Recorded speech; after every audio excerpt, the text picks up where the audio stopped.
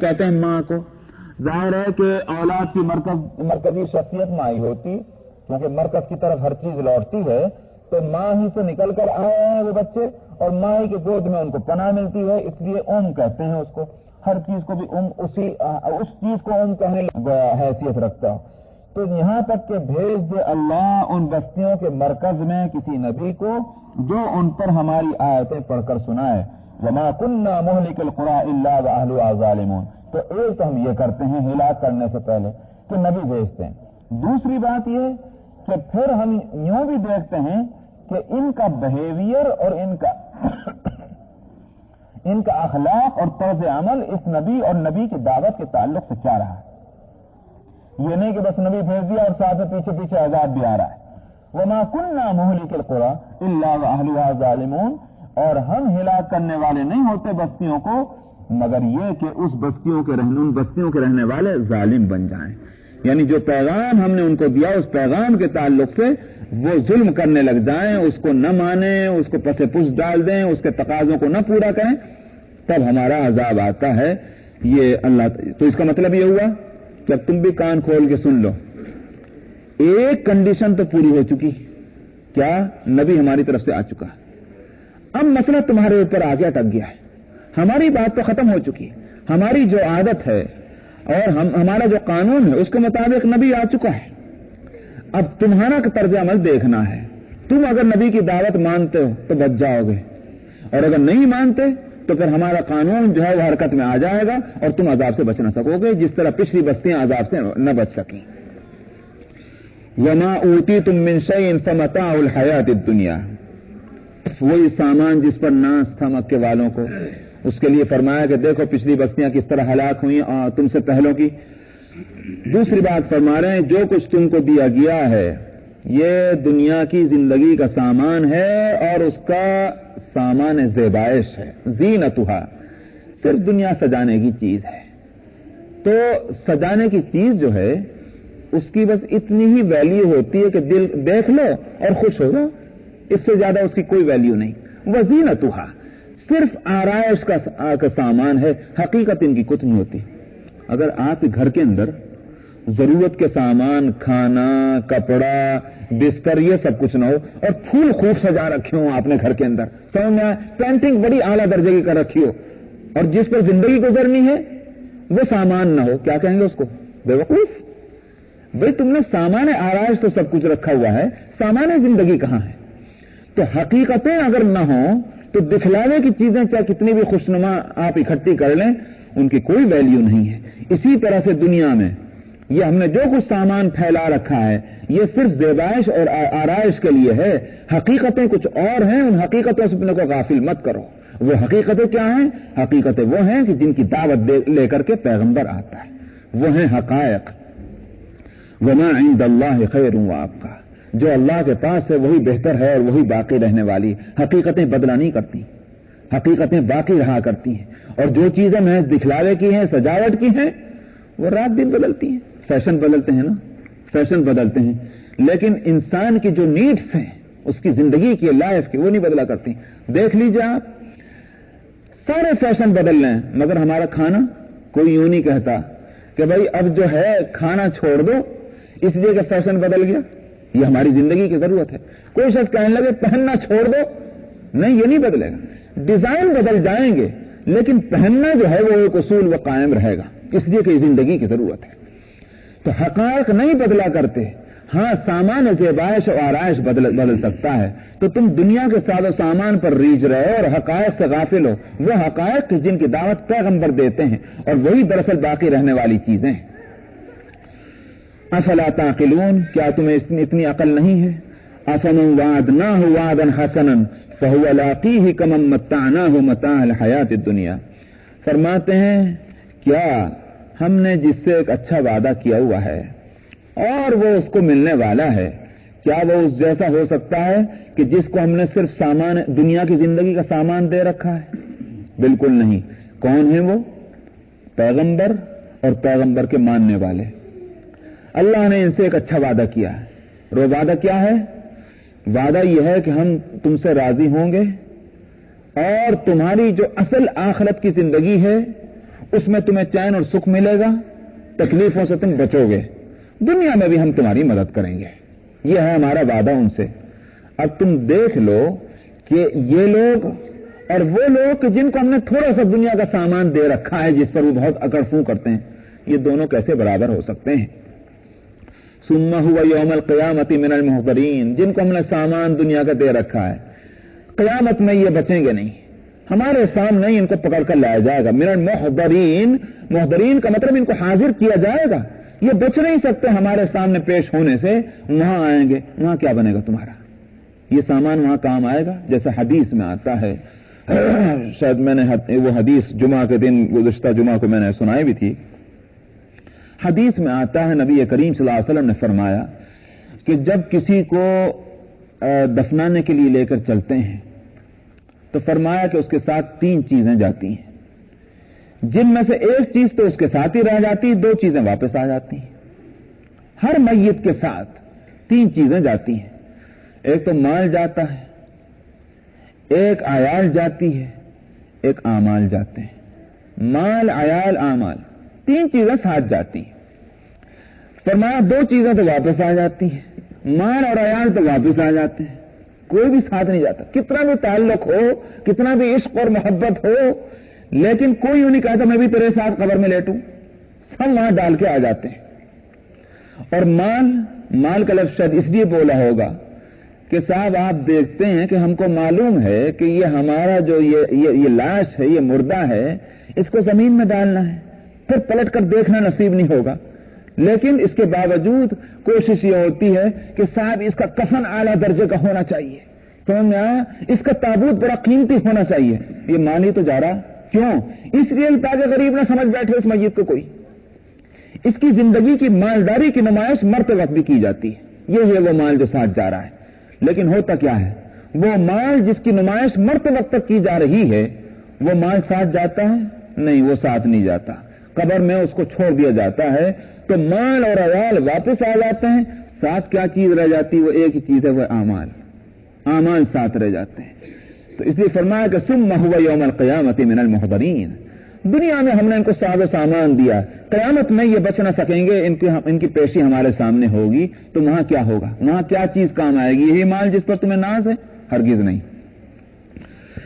وَيَوْمَ يُنَادِيهِمْ فَيَقُولُ أَيْنَ شُرَكَائِيَ الَّذِينَ كُنْتُمْ تَزْعُمُونَ، باقی اللہ کو چھوڑ کر جتنے سہارے تم نے دنیا میں ڈھونڈ رکھے ہیں اور جن پر تمہیں تکیہ ہے، اعتماد ہے، ہم قیامت کے دن اللہ تعالیٰ پکارے گا ان کو اور کہے گا کہاں ہیں وہ تمہارے شرکا کہ جن کو تم نے گھر رکھا تھا، جن کا تم نے خیال کر رکھا تھا کہ وہ شریک ہیں، وہ ساتھ دیں گے، آڑے وقت میں کام آئیں گے، کہاں ہیں وہ سب؟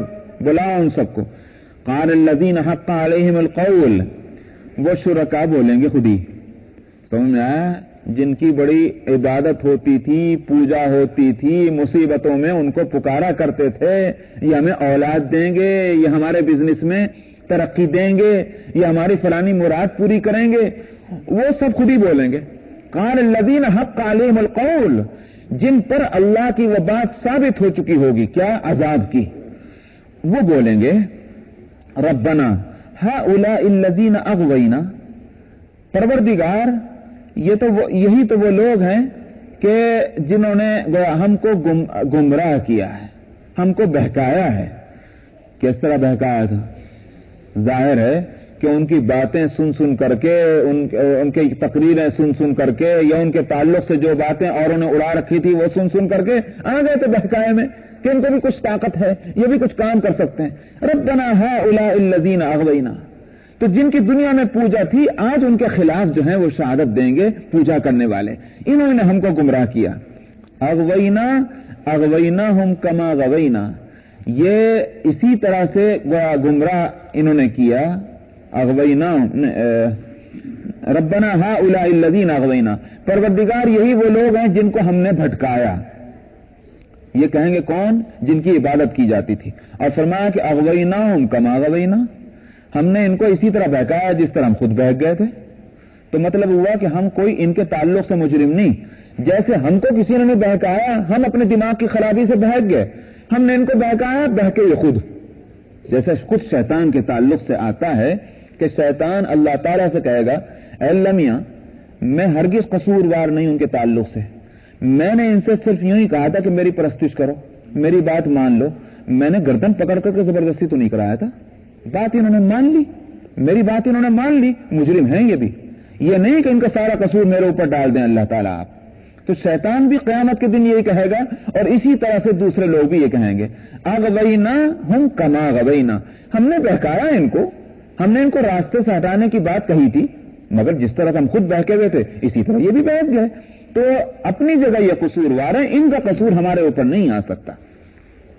تبرأنا الیک، ہم ان سے بے تعلقی کا اظہار کرتے ہیں آپ کے سامنے، لہذا ہمارا جرم بے شک ہمارے ساتھ، مگر ان کا جرم ہمارے ساتھ نہیں ہو سکتا، اس کے ہم جواب دہ نہیں۔ ما کانوا ایانا یعبدون، یہ کوئی ہماری تھوڑی عبادت کرتے تھے، بلکہ یہ خود بگڑے ہوئے تھے اپنی ذات سے۔ وقیل ادعوا شرکاءکم فدعوهم فلم یستجیبوا لهم ورأوا العذاب، اس کے بعد پھر بھی کہا جائے گا اجی پکارتے کیوں نہیں، جن کو دنیا میں پکارا کرتے تھے پکارو نا، اب کہیں نہیں پکارتے۔ وقیل ادعوا شرکاءکم، بلاؤ تم اپنے ان شرکاء کو جن کو دنیا میں پکارتے تھے، فدعوهم، وہ ساری تقریر سن کے ان شرکاء کی کہ بالکل بری ہو جائیں گے، پھر بھی کریں مریں تو کیا نہ کریں، پھر ان کو کہیں گے اجی صاحب اب ذرا سفارش کر دیجئے نا، پھر پکاریں گے ان کو، فدعوهم فلم یستجیبوا لهم، وہ ان کو جواب بھی نہیں دیں گے، خاموش بیٹھ جائیں گے۔ فلم یستجیبوا لهم ورأوا العذاب، کیوں؟ اس واسطے کہ آنکھوں سے نظر آ رہی مصیبت، وہ عذاب جو ہے جو ان کے واسطے بھی ان کے واسطے بھی اللہ نے جو مقرر کیا ہوا ہے اس کو دیکھیں گے تو منہ جو ہے ان کا بند ہو جائے گا، ایک لفظ بھی ان کے منہ سے اس وقت نہ نکلے گا۔ لو انہم کانوا یہتدون، فرمایا جا رہا کاش یہ دنیا میں ہدایت پا لیتے، دنیا میں صحیح راستے کو سمجھ لیتے تو آج یہ دن ان کو دیکھنا نہ پڑتا۔ وَيَوْمَ يُنَادِيهِمْ فَيَقُولُ مَاذَا أَجَبْتُمُ الْمُرْسَلِينَ، اور جس دن پکارے گا رب ان کو اور کہے گا کیا تم نے جواب دیا تھا پیغمبروں کو، ہمارے پیغمبر جو تم تک پہنچے تھے کیا تم نے جواب دیا ان کو؟ فَعَمِيَتْ عَلَيْهِمُ الْأَنبَاءُ، سب اندھیرے میں چلے جائیں گی باتیں ان کے دماغوں سے، کچھ بھی یاد نہیں آئے گا ہم نے کیا کہا تھا اور کیا ہمیں یہاں جواب دینا ہے۔ یہ بات اس لیے نہیں ہوگی کہ بہت دور کی بات ہے، یاد نہیں رہی ہے، بہت زمانہ گزر گیا، ایسی بات نہیں، بلکہ حقیقت یہ ہے کہ پریشانیاں اس طرح سے دماغوں پہ مسلط ہوں گی کہ یاد ہوئی بات بھی بھول جاتا ہے آدمی اس وقت۔ دیکھتے ہیں نا آپ کہتے ہیں بھائی ذرا اس وقت مجھے خیال نہیں آ رہا، اس وقت مجھے یاد نہیں آ رہی، ذرا مجھے اطمینان سے بیٹھنے دو، میں اس وقت ذرا پریشان ہوں۔ پریشانی کے اندر یاد بات جو ہوتی ہے وہ بھی آدمی بھول جاتا ہے۔ فَعَمِيَتْ عَلَيْهِمُ الْأَنبَاءُ، اندھیرے میں چلی جائیں گی وہ باتیں بھی جو کچھ ان کے اوپر گزر چکا اور جو کچھ یہ جواب دیا کرتے تھے۔ یومئذ فہم لا یتساءلون، اس دن ایک دوسرے سے پوچھ کر بھی پتہ نہ چلا سکیں گے، یہ بھی نہیں ہونے گا چلو مجھے نہیں یاد آ رہا بھائی بتانا ذرا تم بھی تو تھے میرے ساتھ کیا جواب دیا تھا، یہ بھی نہیں ہوگا، ایک دوسرے سے بھی نہیں پوچھ سکیں گے، اس لیے کہ پریشانی کا عالم یہی ہوگا۔ فَأَمَّا مَن تَابَ وَآمَنَ وَعَمِلَ صَالِحًا فَعَسَىٰ أَن يَكُونَ مِنَ الْمُفْلِحِينَ، فرمایا کہ جن لوگوں نے توبہ کر لی، ایمان لے آئے، نیک عمل کیا، امید کی جاتی ہے اس بات کی کہ یہ ہو جائیں گے کامیاب لوگوں میں سے۔ وَرَبُّكَ يَخْلُقُ مَا يَشَاءُ وَيَخْتَارُ، کیوں وہ یہیں تک پڑھا تھا کیا؟ اچھا تو رہنے دیں، رہنے دیں، آگے چلیں۔ اچھا، اعوذ باللہ من الشیطان الرجیم۔ وَرَبُّكَ يَخْلُقُ مَا يَشَاءُ وَيَخْتَارُ مَا كَانَ لَهُمُ الْخِيَرَةُ سبحان اللہ وتعالی عما یشرکون۔ وَرَبُّكَ يَعْلَمُ مَا تُكِنُّ صُدُورُهُمْ وَمَا يُعْلِنُونَ وَهُوَ اللَّهُ لَا إِلَٰهَ إِلَّا هُوَ لَهُ الْحَمْدُ فِي الْأُولَىٰ وَالْآخِرَةِ وَلَهُ الْحُكْمُ وَإِلَيْهِ تُرْجَعُونَ۔ قُلْ أَرَأَيْتُمْ إِن جَعَلَ اللَّهُ عَلَيْكُمُ اللَّيْلَ سَرْمَدًا إِلَىٰ يَوْمِ الْقِيَامَةِ مَنْ إِلَٰهٌ غَيْرُ اللَّهِ يَأْتِيكُم بِضِيَاءٍ أَفَلَا تَسْمَعُونَ۔ قل أرأيتم إن جعل الله عليكم النهار سرمدا إلى يوم القيامة من إله غير الله يأتيكم بليل تسكنون فيه أفلا تبصرون ومن رحمته جعل لكم الليل والنهار لتسكنوا فيه ولتبتغوا من فضله ولعلكم تشكرون ويوم يناديهم فيقول أين شركائي الذين كنتم تزعمون ونزعنا من كل أمة شهيدا فقلنا هاتوا برهانكم فعلموا أن الحق لله وضل عنهم ما كانوا يفترون صدق اللہ العظیم. فرمایا کہ اور تیرا رب جانتا ہے جو کچھ چھپا رکھا ہے ان کے سینوں نے، ان کے سینوں میں جو کچھ چھپا وہ بھی معلوم، وما یعلنون، اور جس کو یہ ظاہر کرتے ہیں وہ بھی معلوم. تو آپ کی بات کے نہ ماننے کے تعلق سے زبان سے کیا کہتے ہیں یہ تو ہمیں پتہ ہی ہے، لیکن اندر کیا کچھ غیظ و غضب چھپا ہوا ہے وہ بھی ہم اس سے بے خبر نہیں ہیں.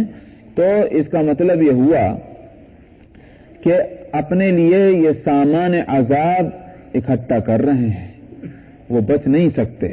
وَهُوَ اللَّهُ لَا إِلَٰهَ إِلَّا هُوَ، اور وہ اللہ وہی ہے کہ جس کے سوا کوئی معبود نہیں، اسی کے لیے ساری تعریفیں ہیں، اول بھی اور آخر بھی. یہ تو اول اور آخر کا ہی ہے، یا فی الاولا سے مراد ہے فی الدنیا، اور والآخرہ سے مراد تو آخرت ہے. اسی کی تعریف دنیا میں بھی ہے اور اسی کی تعریف آخرت میں بھی. تعریف کس کی ہوگی؟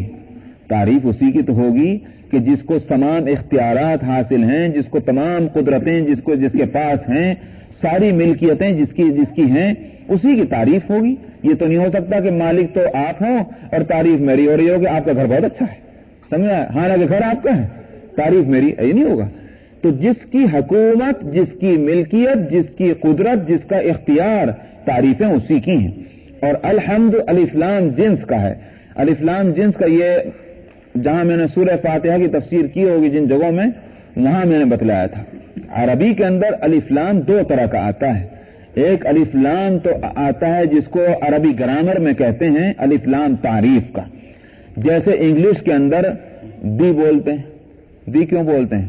اس لیے بولتے ہیں کہ اس کو خاص کرنے کے واسطے، جی پرٹیکولر بنانے کے واسطے اس کو دی لگاتے ہیں.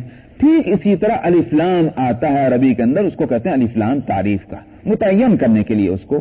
مثلا آپ کہیں رجل، کوئی بھی ایک آدمی، آپ کہیں الرجل، ایک خاص آدمی. تو ایک الف لام اس لیے ہوتا ہے. ایک الف لام آتا ہے عربی میں، اس کو کہتے ہیں الف لام جنس کا.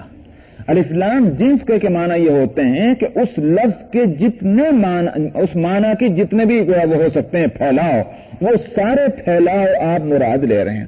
تو الحمد کے معنی یہ ہیں کہ تعریف کی جتنی قسمیں ہو سکتی ہیں، جتنی قسمیں تعریف کی ہو سکتی ہیں، وہ صرف اللہ کے واسطے ہیں، بغیر کسی کنڈیشن کے.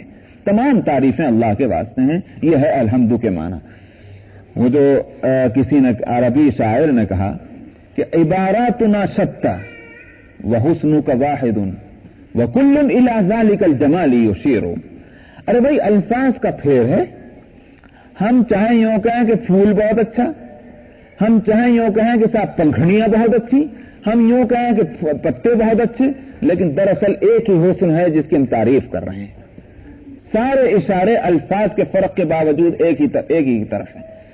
تو اسی طرح سے ہم یوں کہیں کہ آدمی بڑا خوبصورت، ہم یوں کہیں کہ جانور خوبصورت، ہم کہیں کہ آسمان خوبصورت، ہم کہیں کہ زمین خوبصورت، تعریف کس کی ہو رہی؟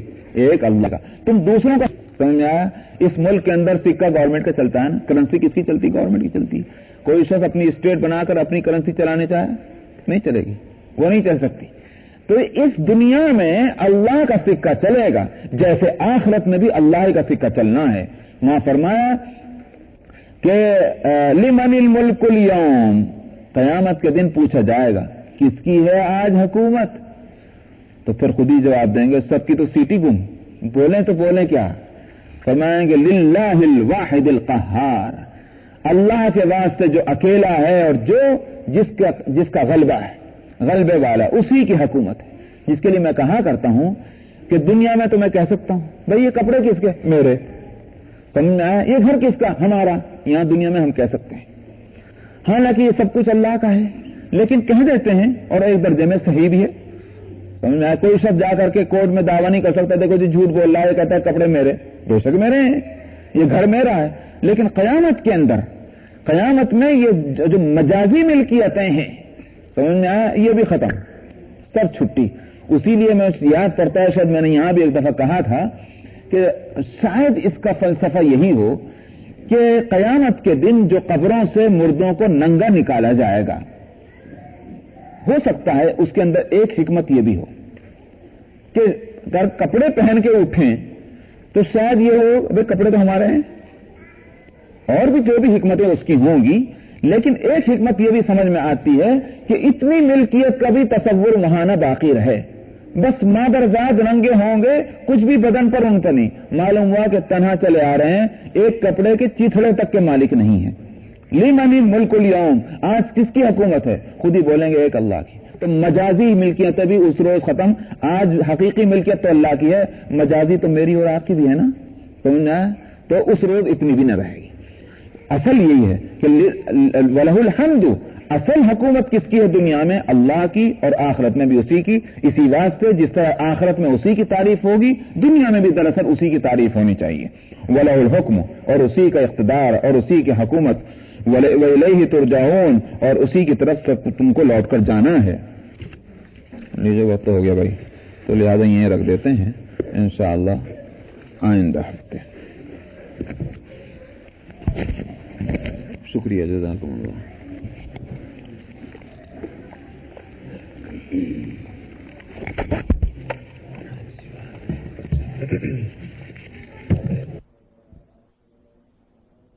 اور 410 آیت نمبر 71۔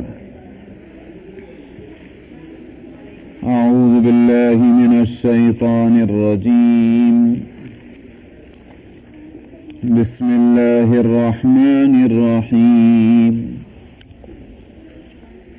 قل ارأيتم إن جعل الله عليكم الليل سرمدا إلى يوم القيامة من إله غير الله يأتيكم بضياء أفلا تسمعون قل أرأيتم إن جعل الله عليكم النهار سرمدا إلى يوم القيامة من إله غير الله يأتيكم بليل تسكنون فيه أفلا تبصرون ومن رحمته جعل لكم الليل والنهار لتسكنوا فيه ولتبتغوا من فضله ولعلكم تشكرون ويوم يناديهم فيقول أين شركائي الذين كنتم تزعمون ونزعنا من كل أمة شهيدا فقلنا هاتوا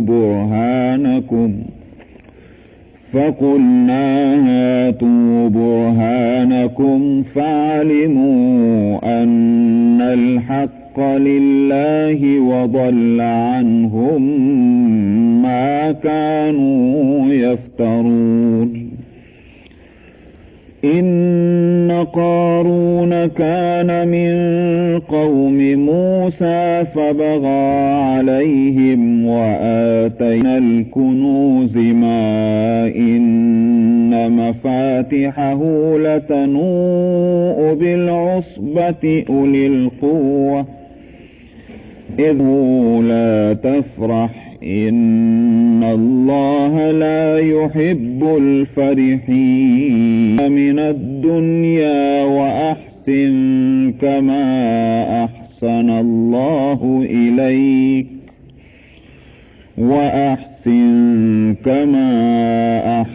الله إليك ولا تبغ الفساد في الأرض إن الله لا يحب المفسدين قال إنما أوتيته على علم عندي أولم يعلم أن الله قد أهلك من قبله من القرون من هو أشد منه قوة وأكثر جمعا ولا يسأل عن ذنوبهم المجرمون فخرج على قومه في زينته قال الذين يريدون الحياة الدنيا يا ليت لنا مثل ما أوتي قارون إنه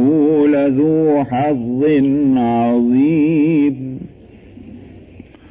وقال الذين أوتوا العلم ويلكم ثواب الله خير لمن آمن وعمل صالحا ولا يلقاها إلا الصابرون فخسفنا به وبداره الأرض فما كان له من فئة ينصرونه من دون الله وما كان من المنتصرين وأصبح الذين تمنوا مكانه بالأمس يقولون ويك أن الله يبسط الرزق لمن يشاء من عباده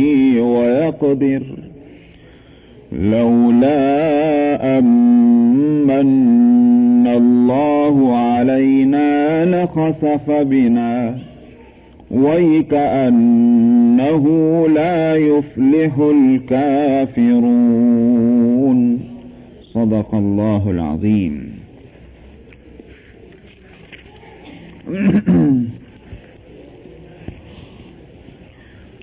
گزشتہ آیت میں فرمایا تھا کہ اللہ ہی وہ ہے کہ جس کے سوا کوئی معبود نہیں، دنیا اور آخرت میں اسی کی تعریفیں ہیں اور اسی کا حکم اور اقتدار ہے اور اسی کی طرف تم سب کو لوٹ کر جانا ہے.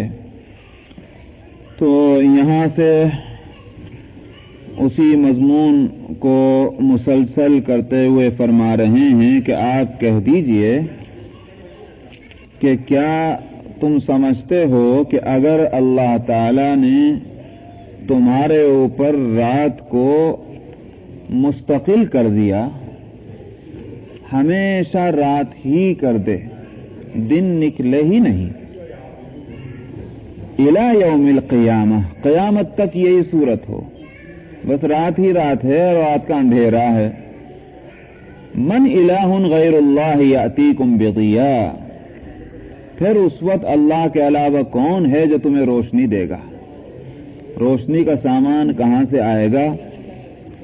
افلا تسمعون، فرمایا کیا تم نہیں سنتے؟ اسی طرح سے اس کے اپوزٹ دوسری بات، قل ارأیتم ان جعل اللہ علیکم النہار سرمدا، آپ کہیے کہ کیا تم دیکھتے ہو کہ اگر اللہ تعالیٰ بنا دے تمہارے اوپر دن کو مستقل، سرمدن ہمیشہ دن رہے الی یوم القیامہ، قیامت تک کے لیے یہی صورت ہو کہ دن نکل رہا ہے، بس روشنی روشنی ہے. من الہ غیر اللہ یاتیکم بلیل، پھر کون ہے کہ اللہ کے سوا جو رات لائے گا؟ اور رات کے آنے کی ضرورت کیا ہے؟ تسکنون فیہ، جس میں تم سکون حاصل کرتے ہو. تو دن کے اجالا اس کی ضرورت ہے اس لیے کہ تمہیں کام کرنا ہے. رات کا اندھیرا اس لیے چاہیے کہ اس میں سکون پانا ہے. اگر دن کے اجالے میں آپ دیکھتے ہیں یوں سونے کو تو آدمی سوتے ہی نیپ لے لیتے ہیں، مگر جس کو رات کا سونا کہتے ہیں وہ سونا دن کا سونا تھوڑا ہی ہے، رات کا سونا ہی سونا ہے. وہ سکون کے وقت میں جو نیند آتی ہے اس کی کوئی قیمت نہیں. رات کا 1 گھنٹے کا سونا دن کے 4 گھنٹے کا سونا برابر ہے. تو اللہ تعالیٰ نے رات کا اندھیرا رکھا ہے سکون کے واسطے. افلا تبصرون، کیا تم نہیں دیکھتے؟ تو دیکھیے دن کا ذکر آیا تو دیکھنے کی بات کہی، کیونکہ دن کے فوائد جو ہیں وہ آدمی کو آنکھوں سے نظر آتے ہیں، اور رات کا فائدہ وہ آنکھوں سے نظر نہیں آتا، اس لیے کہ وہ تو اندھیرا ہے رات کو. تو وہاں کہا گیا کہ تم سنتے نہیں ہو. رات کو سنا ہی تو دے سکتا ہے، دکھائی نہیں دیا کرتا، اور دن کے اجالے میں دکھائی دیتا ہے. تو جہاں دن کا نعمت ہونا بتلایا تو وہاں فرمایا کہ تم دیکھتے نہیں ہو، اور جب رات کے نعمت ہونے کو بتایا تو تم سنتے نہیں ہو. افلا تسمعون، یہ 2 نعمتیں ہیں. اسی لیے آگے فرما رہے ہیں وَمِن رَحْمَتِهِ، اس کی رحمت اور مہربانی سے یہ بات ہے کہ اس نے بنا دیا تمہارے لیے رات اور دن تاکہ تم سکون حاصل کرو اس میں، وَلِتَبْتَغُوا مِن فَضْلِهِ، اور تاکہ تم اپنے فضل سے، اس کے فضل سے روزی روزگار کو حاصل کر سکو. وَلِتَبْتَغُوا مِن فَضْلِهِ، تاکہ تم اللہ کا فضل تلاش کرو. تو دن کا اجالا محنت اور مزدوری کے واسطے، جاب کرنے کے واسطے، بزنس کرنے کے واسطے، اور رات کا اندھیرا سکون پانے کے لیے. اللہ نے 24 گھنٹے کو 2 حصوں میں تقسیم کر دیا. آدمی کام بھی کرتا ہے، تھک کر سکون بھی پاتا ہے. جن علاقوں میں 24 گھنٹے کی رات ہے وہاں جا کر دیکھیے آپ کے لیے وہاں زندگی گزارنا کتنا مشکل ہو جائے گا. جہاں 6 مہینے رات اور 6 مہینے کے دن ہوتے ہیں، وہاں کے مقابلے میں یہاں کتنی راحت ہے کہ 12 گھنٹے یا 14 گھنٹے کا دن، اور اس کے علاوہ بقیہ حصہ جو ہے وہ 24 گھنٹے میں سے رات، یا اس کا الٹا. تو اس لیے فرمایا کہ اللہ کی رحمت ہے. وَلَعَلَّكُمْ تَشْكُرُونَ، اور یہ نعمت اللہ کی اس لیے ہے تاکہ تم شکر گزاری کرو. مگر ہمیں عادت ہو گئی چونکہ ان نعمتوں کو برتنے کی، اور یہ نعمتیں بلا ارادہ اور بغیر محنت کے ملتی ہیں، اس لیے ہم سمجھتے ہیں شکر کی کوئی چیز ہی نہیں. شکر تو ہم اس نعمتوں پہ کرتے ہیں جس کے لیے ہم محنت کریں حاصل کرنے کے واسطے، اور بڑی محنت کے بعد وہ نعمت ملے تو کہتے ہیں اے اللہ تیرا شکر ہے. ہم مسلمانوں کا بھی تو یہ حال ہے نا، ان نعمتوں پر تو شکریہ ادا کرتے ہیں جو ہماری محنتوں کے بعد حاصل ہو، اور جو نعمت بغیر محنت کے مل جائے وہ تو نعمت ہی نہیں، تو اس پہ شکریہ کہاں سے ادا کریں. حالانکہ حقیقت یہ ہے کہ وہ چیزیں کہ جن پر زندگی ڈپینڈ کرتی ہے وہ اللہ سبحانہ و تعالیٰ نے بے محنت دی ہیں. وہ چیزیں سمجھ میں آیا؟ ہوا اگر رک جائے تو سانس نہیں لے گا انسان، سانس نہیں لے گا تو مر ہی جائے گا، زندہ کہاں رہے گا. لیکن اللہ تعالیٰ نے بے محنت دی ہے. یہ سانس بغیر محنت کے آتا اور جاتا ہے. پانی آپ کھانے کے بغیر 24 گھنٹے 2 دن 3 دن گزار سکتے ہیں، مگر بغیر پانی کے نہیں گزار سکتے. پانی کی ضرورت کھانے کے مقابلے میں زیادہ ہے، تو اللہ تعالیٰ نے پانی جو ہے وہ فری کر دیا. سمجھ میں آیا؟ اب دیکھ لیجئے ان علاقوں میں کہ جہاں پانی خرید کر لینا پڑتا ہے کتنی پریشانی ہے ان کی. یہ اللہ تعالیٰ دراصل دوسرے انسانوں کو بتلاتے ہیں، خود ان کو بھی بتلاتے ہیں جن پر وہ مصیبت آتی ہے، اور دوسرے اڑوس پڑوس کے جو ہیں ان کو بھی بتلا دیتے ہیں کہ دیکھو تم آرام سے پانی پی رہے ہو، اپنے پڑوس میں جھانک کے دیکھ لو کیا گزر رہی ان کے اوپر تمہارے پڑوس کے جو ملک ہیں. کہ ابھی جو لوگ آتے ہیں حیدرآباد سے وہ سناتے ہیں کہ صاحب ایک دن میں 20 30 روپے کا پانی خریدنا پڑ رہا ہے. سمجھ میں آیا؟ تو کوئی زیادہ دور کی بات نہیں ہے. ان لوگوں سے پوچھو اب پانی کی کیا قیمت ہے. میرا کئی دفعہ راجستھان جانا ہوا. اوہو صاحب، وہاں کسی کی بہت بڑی خاطر کیا ہے اس کو پانی پلا دینا، اور وہ پانی بھی کیسا ہے. وہ پانی تو یعنی گرم پانی، ٹھنڈا بالکل نہیں. اس لیے کہ وہاں گرمی اتنی پڑتی ہے کہ پانی ٹھنڈا ہونے کا سوال ہی پیدا نہیں ہوتا. وہاں پہنچ کر قدر ہوئی کہ اللہ ٹھنڈے پانی کی بھی کتنی بڑی نعمت، ٹھنڈا پانی ملنا. تو تازہ پانی وہ پلا دیتے ہیں اور بہت خاطر آپ کی کردی پانی آپ کو پلا دیا. وہاں قیمت معلوم ہوئی پانی کی. تو ہم لوگ جہاں رہتے ہیں وہاں اس نعمت کی کثرت کی وجہ سے اور بغیر محنت اس نعمت کے ملنے کی وجہ سے ہمارے ذہنوں سے اس کے نعمت ہونے کا تصور جو ہے وہ نکل جاتا ہے. لیکن نہ ملے وہ نعمت پھر پتہ چلتا ہے تو قدر نعمت بعد الزوال. تو اس لیے فرمایا کہ وَلَعَلَّكُمْ تَشْكُرُونَ، تمہاری ساری محنتیں، یہ تمہاری زندگی جو گزر رہی ہے وہ رات اور دن ہی کے الٹ پھیر کے ساتھ جڑی ہوئی ہے. تو تم روپیہ کماتے ہو، پیسہ کماتے ہو، شادی بیاہ کرتے ہو، بزنس بیوپار کرتے ہو، یہ دن اور رات کے الٹ پھیر کے ساتھ جڑا ہوا ہے سب سلسلہ. نہ رات دن ہوتے نہ تمہاری یہ محنتیں ہوتی. تو اگر وہ نعمت ہے تو اس کو بھی نعمت سمجھو. وَيَوْمَ يُنَادِيهِمْ فَيَقُولُ أَيْنَ شُرَكَائِيَ الَّذِينَ كُنْتُمْ تَزْعُمُونَ، اور جس دن کہ پکارے گا اللہ ان کو تو کہے گا کہاں ہیں میرے وہ شریک جن کو تم نے گھر رکھا تھا، جن کو تم سمجھتے تھے کہ وہ میری خدائی میں شریک ہیں، وہ کہاں ہیں؟ کہیں نظر آ رہے وہ شریک؟ وَنَزَعْنَا مِن كُلِّ أُمَّةٍ شَهِيدًا، تو ظاہر ہے کہ وہاں کون جواب دے گا؟ کسی کے پاس جواب نہیں ہوگا کہ ہاں جی یہ ہیں وہ آپ کے شریک، تم یہی ہم کو اولاد دیتے تھے اور یہ شریک جو ہیں ہم کو یہ کیا نام ہے ہم کو روزی روزگار دیتے تھے. سب کو سانپ سونگھ جائے گا، کوئی نہیں بولے گا. اللہ تعالیٰ فرماتے کہ وَنَزَعْنَا مِن كُلِّ أُمَّةٍ شَهِيدًا، اگرچہ جواب نہ آنا خود دلیل اس بات کی ہے کہ حقیقت نہیں تھی اس کی، مگر پھر بھی ہم مزید ثبوت کے واسطے کیا کریں گے؟ ہر امت میں سے گواہ اٹھائیں گے کہ جو ان کے مقابلے میں آ کر گواہی دیں گے کہ یہ کتنے بڑے مجرم تھے دنیا کے اندر. وہ کون ہوں گے گواہ؟ انبیاء علیہم الصلاۃ والسلام. ہر امت میں اللہ تعالیٰ نے نبی بھیجے، ہر قوم کے اندر وہ نبی گواہی دیں گے قیامت کے میں. تو خود اپنا جرم کا اقرار یہ خود کریں گے مجرمین، اوپر سے گواہی دینے والے گواہی دیں گے، تو پھر مقدمہ بالکل کلیئر ہو جائے گا.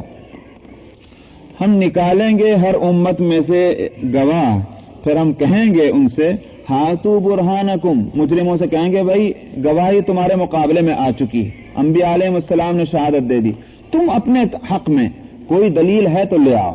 فقلنا ہاتو برہانکم، ہم کہیں گے لاؤ تم اپنی دلیل.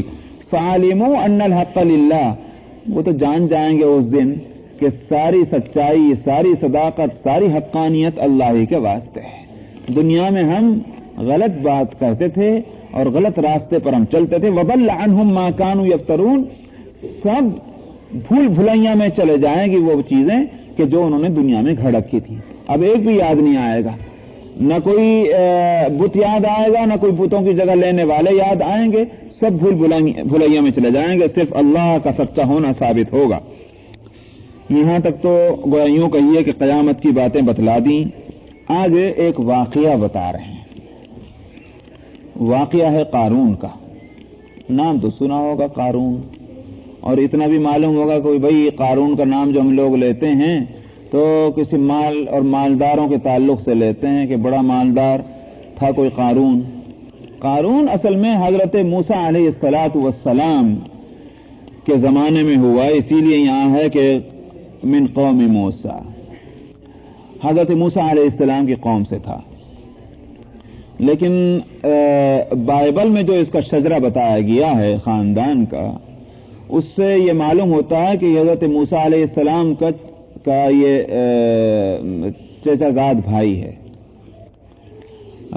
بلکہ بھتیجا، چچا زاد بھائی کہیں گے، ہاں ٹھیک ہے، چچا زاد بھائی ہوا، بھتیجا نہیں، چچا زاد بھائی. کیونکہ حضرت موسیٰ علیہ السلام کا شجرہ ہے موسیٰ ابن عمران ابن قافت، یہ ہے حضرت موسیٰ علیہ السلام کا شجرہ. قارون کا شجرہ اس میں یہ لکھا ہے کہ قارون ابن اظہار ابن قافت. تو معلوم ہوا کہ عمران حضرت موسیٰ علیہ السلام کے والد اور قارون کے والد دونوں سگے بھائی ہیں. تو ایک کے بیٹے ہوئے حضرت موسیٰ اور دوسرے بھائی کے بیٹے ہوا قارون. تو اس طرح سے چچا زاد بھائی کزن ہوا قارون، بنی اسرائیل میں سے ہے. اور فرعون کی طرف سے بنی اسرائیل جو پوری ایک قوم تھی اس کی نگرانی پر مامور تھے یہ. تو خوب دونوں ہاتھوں سے مال بٹیر رہے تھے گویا فرعون کے دربار سے، تو مالدار ہو گئے۔ بعض لوگ کہتے ہیں پتہ نہیں کہاں سے کہ یوسف علیہ السلام کا دفینہ ان کو کہیں مل گیا تھا، تو غرض ہے کہ بہت بڑے مالدار تھے۔ قرآن شریف یہاں اس کے تعلق سے دو باتیں بتلا رہا ہے۔ ان قارون کان من قوم موسیٰ، قارون تھا موسیٰ کی قوم سے، فبغى علیہم، سو اس نے شرارت کی ان کے مقابلے میں، کن کے؟ حضرت موسیٰ علیہ السلام اور ان کے ماننے والوں کے۔ وآتیناہ من الکنوز، کیا شرارت کی تھی اسے میں بعد میں اس پر بولوں گا انشاءاللہ۔ وآتیناہ من الکنوز، ہم نے اس کو خزانے دیے تھے۔ کنوز کنز کی جمع ہے، کنز خزانے کو کہتے ہیں۔ قرآن کی زبان میں تو کنز اس خزانے کو کہتے ہیں کہ جس میں سے زکوٰۃ نہ دی جائے، اللہ کا حق واجب کیا ہوا نہ ادا کیا جائے، اس مال کو کنز کہتے ہیں۔ ویسے کنز کا ترجمہ ڈکشنری کے اندر عام جو ہے بس وہ یہ ہے کہ خزانہ، قرآن کی زبان میں اس کو تب کہتے ہیں کنز جب اس پہ جو حقوق ہیں شرعیہ وہ مال کے نہ ادا کیے جائیں۔ چنانچہ دوسری جگہ فرمایا گیا کہ ان الذین یکنزون الذهب والفضة ولا ينفقونها فی سبیل اللہ فبشرهم بعذاب علیم، جو لوگ جمع کرتے ہیں، وہاں لفظ کنز آیا ہے، یکنزون ورب ہے، فعل ہے کنز سے، جو لوگ جمع کرتے ہیں سونے اور چاندی کو، ولا ينفقونها، مال و دولت جمع کر رکھی اور اللہ کے راستے میں خرچ نہیں کرتے، فبشرهم بعذاب علیم، ان کو دردناک عذاب کی خوشخبری سنا دیجیے۔ تو قرآن کی زبان میں کنز اس خزانے کو کہتے ہیں یا اس مال و دولت کو کہتے ہیں کہ جس میں سے حقوق شرعیہ نہ ادا کیے جائیں، اور ویسے عام خزانے کو عربی میں کہتے ہیں۔ تو فرماتے ہیں کہ ہم نے اس کو خزانے دیے۔